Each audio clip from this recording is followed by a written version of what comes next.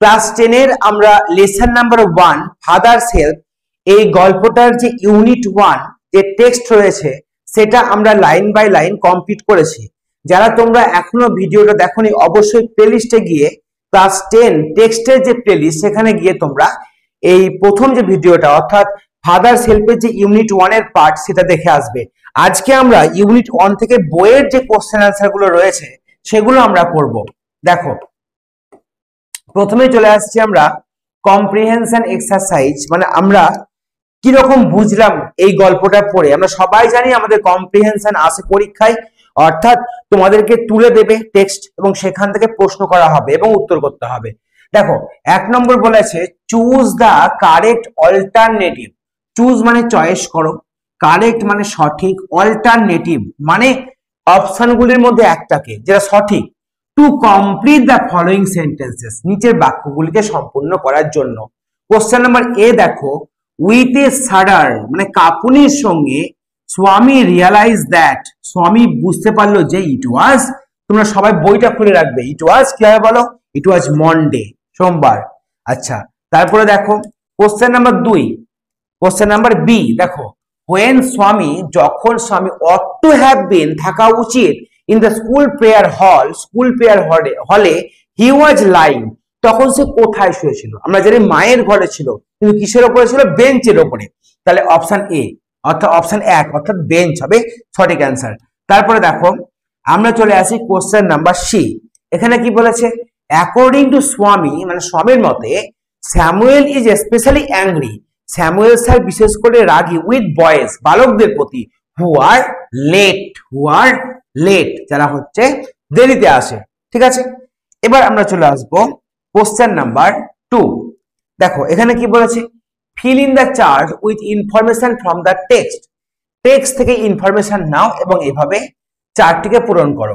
Question number A দেখো time when স্বামী complaint of a headache, তাহলে এখানে কি বলছে কোন সময়ে স্বামী বলেছিল তার কমপ্লেন করেছিল অফ এ হেডেক মানে মাথা ব্যথা। আমরা জানি তখন বাজছিল ঘড়িতে সকাল 9টা, তাহলে কি বলবো 9 o'clock ইন দ্য মর্নিং, সকালবেলা। ঠিক আছে 9টার সময়, সকাল 9টার সময়, বা তোমরা লিখতে পারো 9 AM এটাও লিখতে পারো। অপশন বি দেখো question B people who ordered Swami, লোকেরা যারা স্বামীকে আদেশ করেছিল to dress up and go, dress পরতে এবং যেতে টু স্কুলে। তাহলে পার্সন হু অর্ডার্ড সেই লোকটা যে অর্ডার করেছিল স্বামীকে ড্রেস আপ অ্যান্ড গো, কে বলেছিল তার ফাদার। আমরা কি লিখবো স্বামীজ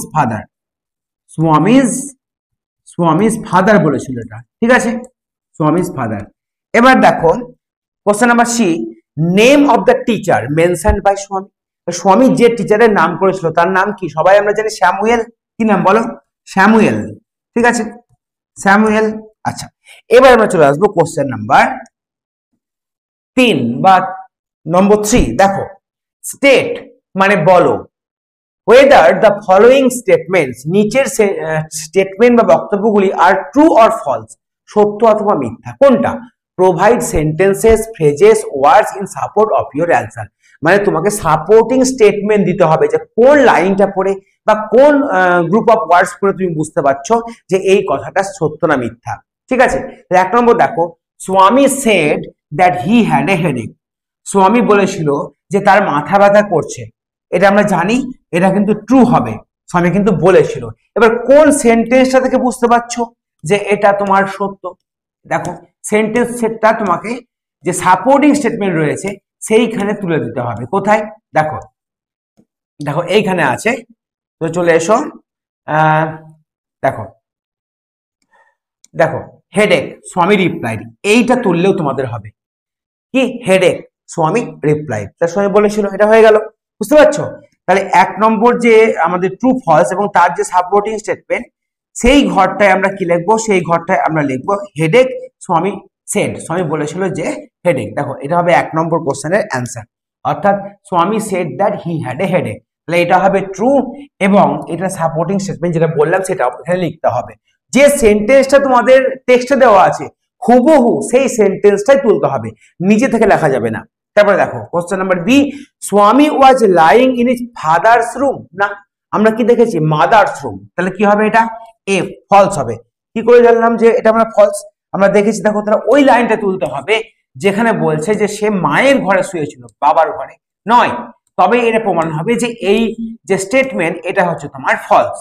ঠিক আছে, দেখো এখান থেকে দেখো একটু আগেই আছে, দেখো এখানে দেখো, দেখো তোমার এটা হবে at 9:30 when he ought to have been in the school prayer hall।